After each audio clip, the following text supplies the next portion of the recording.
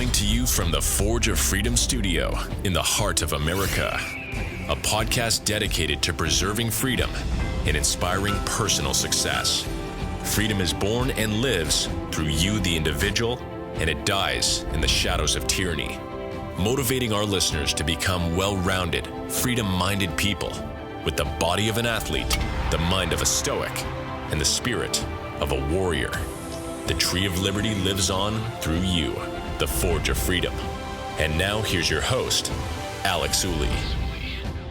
Hello, everyone, and welcome to another edition of the Forge of Freedom podcast. I'm your host, Alex Ooley, and this is episode 90 of the Forge of Freedom.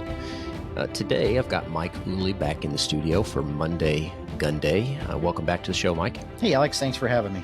So today, we're going to focus on the rules for safe gun handling. And we're going to come at this from a few different perspectives. We're going to talk a little bit about the so-called 4 universal rules. We'll talk about the NRA's flavor or version of the rules.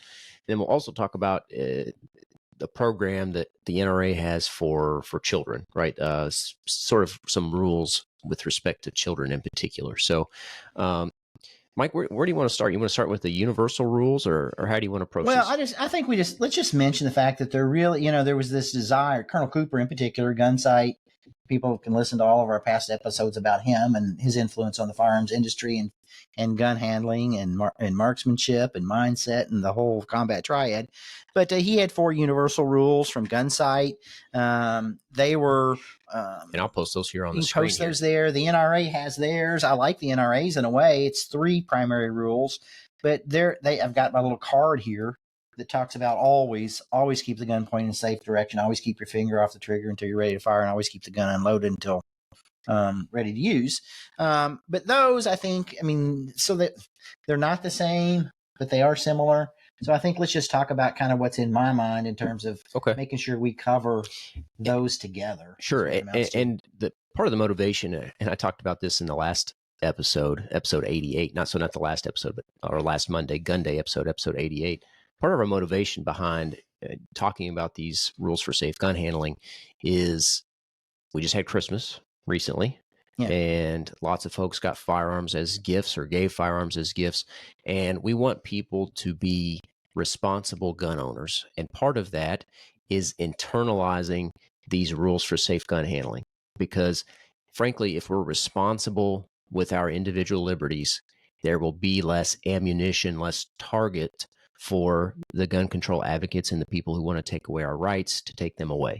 So let's be good advocates for the right to keep and bear arms by exercising our rights and exercising them responsibly. Okay, and that starts with the rules for safe gun handling. Yeah, and I think it's important. Whether you may have these down, and you need, like Alex said, he used the word internalize. These need to we need to become unconsciously competent with respect to these gun handling rules. And I don't mean just being able to spout them off.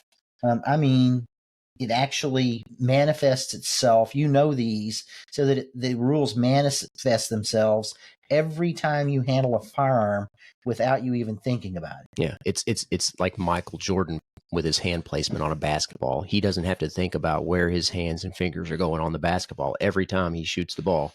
Right. Same with a firearm. You shouldn't have to think about where the gun is pointed, how you're holding it, etc. when you pick it up. I can tell whether somebody is competent and I'm going to be comfortable around them with a firearm almost immediately after I see them handle a firearm. The first 5 or 10 seconds, whether they know what they're doing or not. And that unconscious competence only comes after lots of practice and lots of visualization. Most people, including everybody, actually has to start at the level of unconscious incompetence. That means they don't even know they don't know, but they have to seek out the knowledge and the skill to develop it. And then, that progresses to conscious incompetence and then conscious competence. That means you're thinking about what you're doing, you know what to do, but you still have to think about it. And then finally, the mastery stage is that level of unconscious competence. It's second nature. You've mastered that knowledge and that skill. Yeah, and I think that mastery, it doesn't just have to happen on the gun range or, the place where you go to shoot. This mastery needs to also occur. Safety is not just for those training times.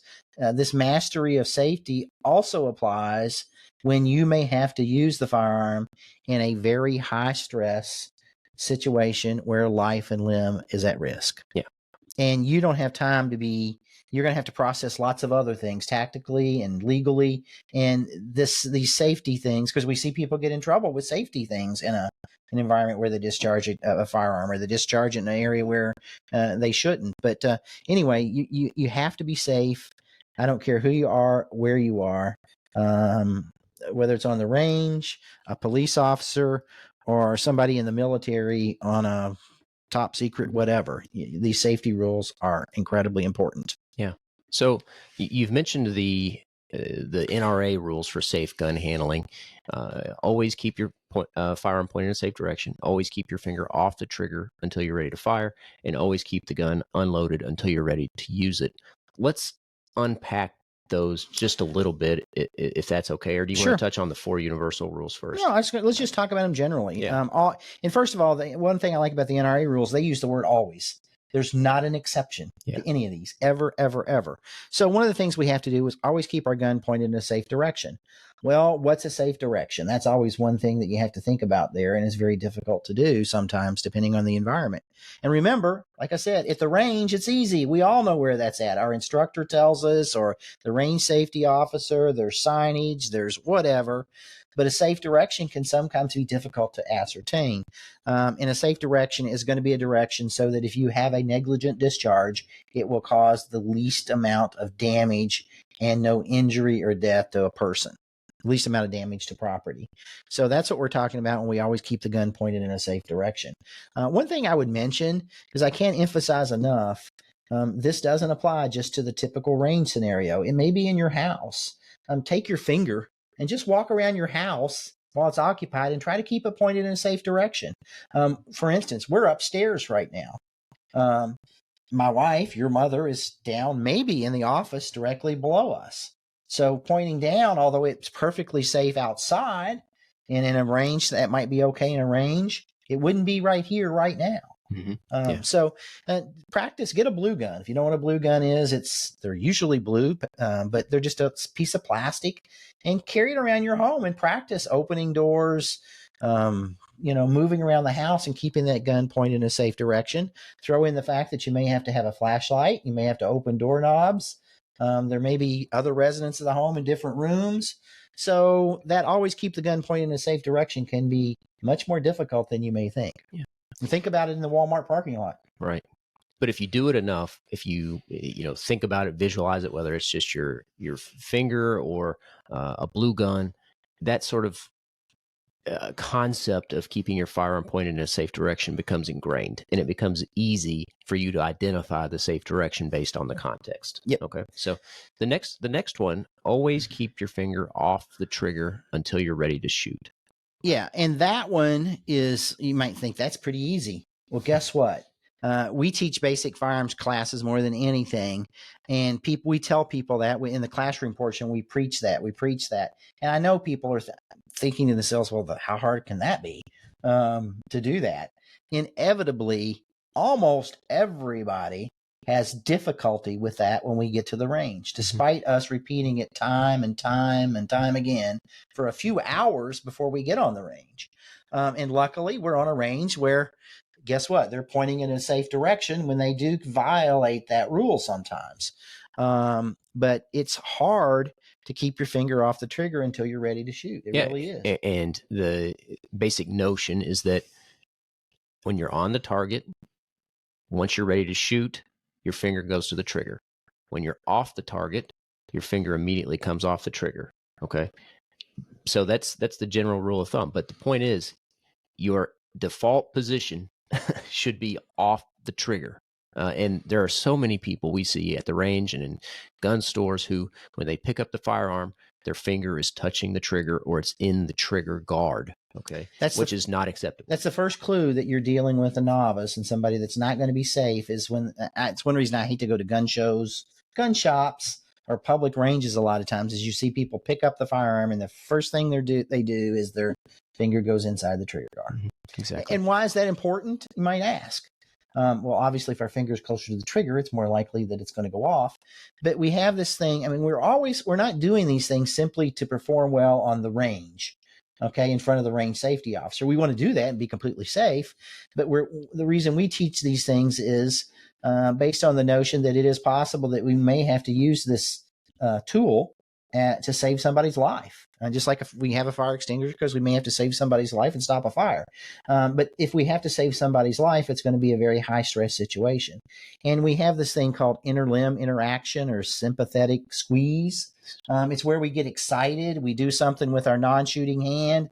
And I'm not a neurologist, but particularly if we're excited and we squeeze something or grab something, it may cause if we squeeze in one hand, it may cause the other hand to do the same thing. And if our finger's on the trigger, it may cause it to go off. Yeah. Okay.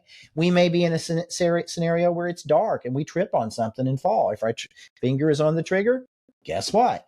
The gun may go off and we may hurt, kill, or injure someone. So that's why it's important. We may have just a startled response. Have you ever been somewhere where there's a loud noise? That may cause you to grab the trigger. So it's incredibly important that we have trigger discipline and we always keep our finger off the trigger until we're ready to shoot. Yeah. I'm reminded of a story that I think Masada, I'm not sure where he told the story, of an incident that he had with a friend where I'll let you tell the story. You're better. I don't remember the names, but it's not essential to the story.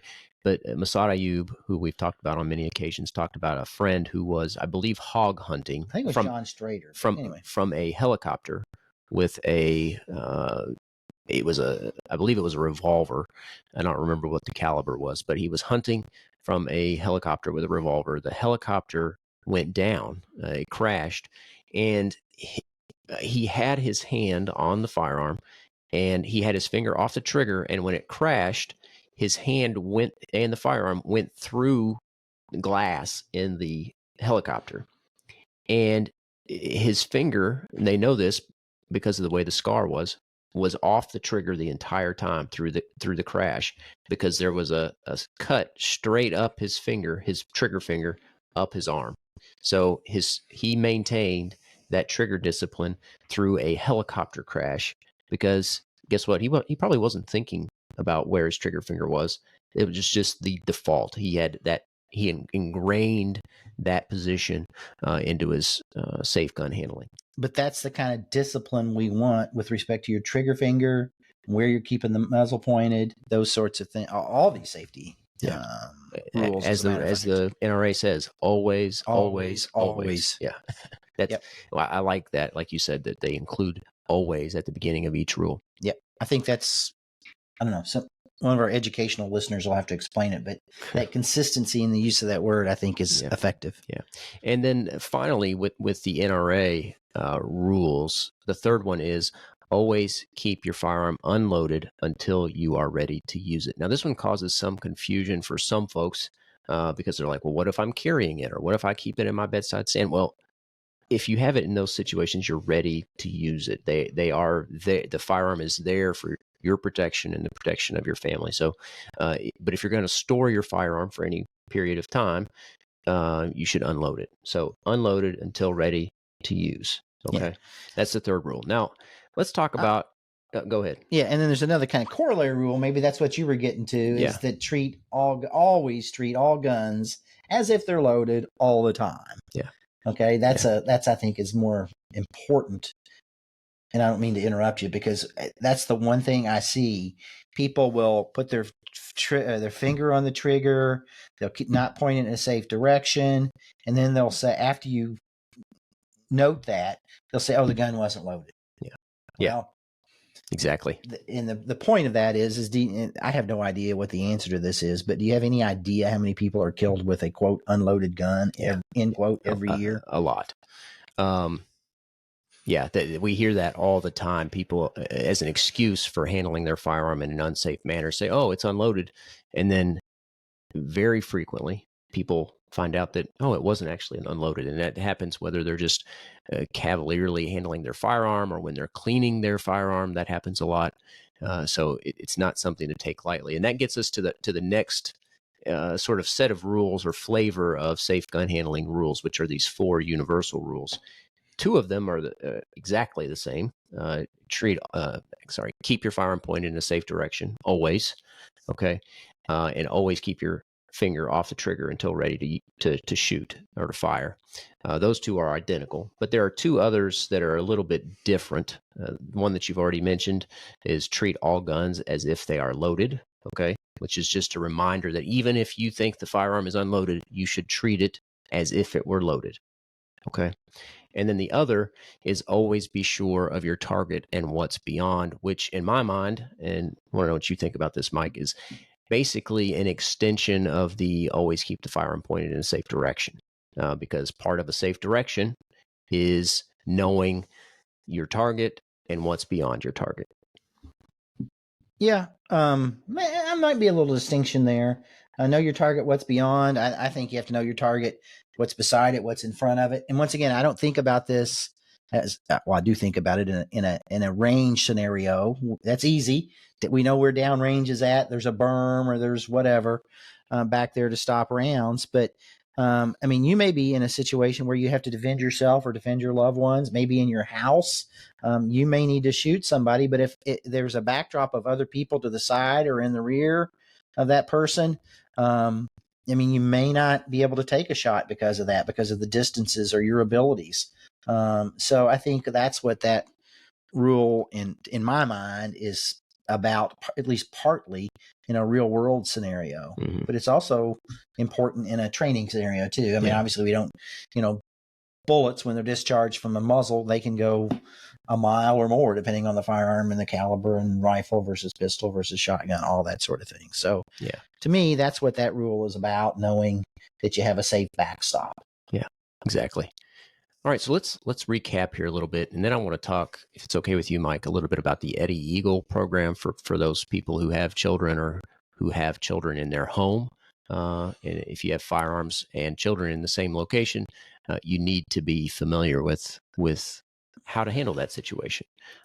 So first of all, just recap these rules for safe gun handling, the NRA rules, and either one of these rules is okay, but whichever one you choose, make sure you internalize it. Make sure that you practice it, that you visualize, that these become second nature. Okay.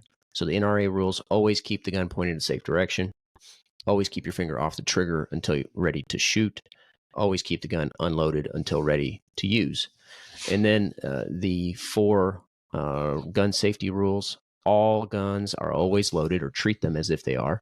Okay. Never let the muzzle cover anything which you're not willing to destroy, which is the safe direction. Keep your finger off the trigger until your sights are on target, and then always be sure of your target and what's beyond. Okay. Anything else you want to say about those, Mike, before we... Not about those, but I wanted to touch on just a few other miscellaneous rules just real quickly before we get to the Eddie Eagle thing, which is incredibly important. Yeah. A couple things we see with people that we train: never, ever, never, ever, never rely upon a safety. Safeties are mechanical. Guns are mechanical devices. Safeties are mechanical devices that can fail. So you shouldn't treat the gun any differently in terms of the rules we've talked about, whether the safety's on or off. Mm-hmm. Okay. Make sure you use the correct ammunition. We've had some, and I'm not going to go into that's a whole about 40-minute section of one of our classes, but if you have any uncertainty whatsoever about the correct ammunition for your firearm, consult with somebody that knows what they're talking about. Read your owner's manual. Take a basic course. Get some training out there. If you have a malfunction in your gun, you can you can injure yourself. If you're not competent to take it apart, get that way, but just consult with somebody, your owner's manual, if you have a problem with your firearm. Make sure you don't have any barrel restrictions in a firearm. That can cause very serious injuries. And I think, make sure you don't mix alcohol and drugs. Let me see if there's anything else. Wear eye protection, hearing protection. We see a lot of people wear open-toed shoes. We don't allow that when our training courses are low. They wear low shirts, or they don't wear hats. And the reason we want people to wear those is we don't want hot brass going down a shirt, between your eyes. Why you ought to wear a belt cap when you're training, in your toes, that sort of thing. Let's see what else. I think that's cool. Yeah. Except store the guns in a safe place, which leads us into the Eddie Eagle thing that you wanted to talk about. Right. So the NRA has a program for children. Their website says pre-K through fourth grade, what to do if they come across a firearm. And let me see if I can share this. If you're watching this podcast by video, I'll share the screen here. Yeah, because they've changed one or two of the words since I internalized it, I think. So if you're watching here by video, you can see the NRA website here. It's eddieeagle.nra.org. And they've got a lot of different, they've got a newsletter, they've got all sorts of other resources on the website. But the rules are, and these are the rules that they say you should teach your child, and they are stop, don't touch, run away, tell a grown-up. Okay? And part of the point here is that, especially if you're in a household that has firearms, you're not going to be able to hide the firearms from your child forever. And you want to teach a healthy respect for the firearms. You don't want them to be afraid of it, but it's something that they shouldn't mess with without the supervision of an adult. So again, stop, don't touch, run away, tell a grown-up. Now, this is different than some people ask, well, when can I introduce my child to firearms? Well, that's going to be a personal choice. And I would point you, I think Julie Golub does a great sort of analysis on this, when is a good time, how to know when your child is ready to handle and shoot firearms. That's a separate question, okay? But at least early on, the lesson should be stop, don't touch, run away, tell a grown-up, okay? And that's where I'll leave it. They have, like I said, they have, if you're looking at the screen still, they have videos and other resources available on the website that I think are really useful for parents who don't know where to start. Yeah, and that doesn't, I mean, we want to teach our kids that for the adult that doesn't properly store their firearm. And I mean, my advice to people and what I try to do is if the gun is not on me, under my physical control, within an arm's length anyway, the gun ought to be locked up somewhere in a safe or a cable, however you want to lock it up. There are all kinds of different ways to do it, but it's either on me, under my direct control and supervision, or it's secured. Yep. All right, Michael, I think that's where we'll leave it with the rules for safe gun handling. And we'll sort of tease the next episode that we're going to talk about. But once again, I just want to reiterate, a lot of people got firearms or gave firearms as gifts for Christmas. Whether or not you did, if you own a firearm, if you're around firearms, be responsible, okay? We want to be good ambassadors for not only individual liberty, right to keep and bear arms, but we want to remove that target off of our back. And of course, we never will. There will always be people who want to take away our rights, but we want to minimize that target as much as possible so that we can preserve our rights for future generations. All right. Just a couple things. Keep in mind, a lot of times people have negligent discharges when they're cleaning a gun or when they're holstering or unholstering a gun. So make sure you're incredibly competent with respect to those sorts of activities with a firearm. Once again, I'd suggest to you, get you a blue gun, a piece of plastic, and see how good you are with the following these rules with that. Don't start out with a loaded gun. That's for sure. All right. So this is a sort of a news topic of sorts and a history. Well, sort of a safety thing I can transition into. It's good. Okay. Yeah. All right. Go for it. Well, it's interesting. You were going to start. I'm sorry. I don't mean to interrupt, no. but Gaston, I'm not sure how you pronounce his name. That'll be a good thing we can work on. Whether it's Gaston or Gaston Glock, passed away. I think he was 94 years old last week, I think on the 27th. And if you don't know who Gaston Glock is, he was the inventor, developer, and manufacturer of the Glock pistol that is pretty much world renowned. And it's interesting. I'm currently reading a book that you gave me. I'm done essentially with it. I got about 30 pages, but it's called Glock, The Rise of America's Gun by Paul M. Barrett. And I think he wrote this like in 2012 or something like that, 2013. But it's a good book. I enjoyed it. But one of the things, and I thought I knew quite a bit about Gaston Glock, and I knew a lot of it, but it sort of provided some more details and filled in some blanks and some things. But one of the things he talked about, I didn't know when he was developing his gun initially. And you got to remember, he was a novice, and we'll talk about this in the next thing. He would test fire the gun with his left hand because he was concerned about a malfunction with the gun, and it would somehow injure him, and he wouldn't be able to do his engineering and his writing because he was right-handed. So he did all his test work with the left hand in the event that it was injured. So sort of a safety thing in a way. He didn't have a bunch of confidence in his design early on. Well, he was. I don't know if he had. He was at least being sure about it. So I thought that was interesting. I'd never heard that before. Yeah. But anyway, that lets out what we're going to talk about the next episode is Gaston Glock, the Glock, which don't start casting stones at me because I know this can be, like a Ford versus Chevy thing in a way. He may be up there in terms of impact on the gun industry and the gun community, maybe approaching, John Browning and Kalashnikov and some folks like that. As far as Samuel Colt. He, I'm not prepared to put him in those groups yet, but at least you can talk about it in terms of his influence on firearms. Well, Glock has, it's been around since the 80s, and it's had time to sort of prove itself as a valuable tool. But history the same period of history hasn't passed since the likes of Samuel Colt and John Moses Browning, and they've obviously had a long-lasting impact. So that makes it easy to say that they are certainly legends in the firearms world. I think Gaston Glock is clearly a legend in the firearms world, but whether or not his impact will have the same long-term effect of Browning and Colt and some others, we've yet to see. But it certainly had a huge impact. Yeah, so I guess we should ask that question maybe in 100 years or so. Yeah, exactly. So anyway, we're going to talk about Gaston Glock a little bit, the Glock pistol, some of the history there, and he was certainly an interesting fellow.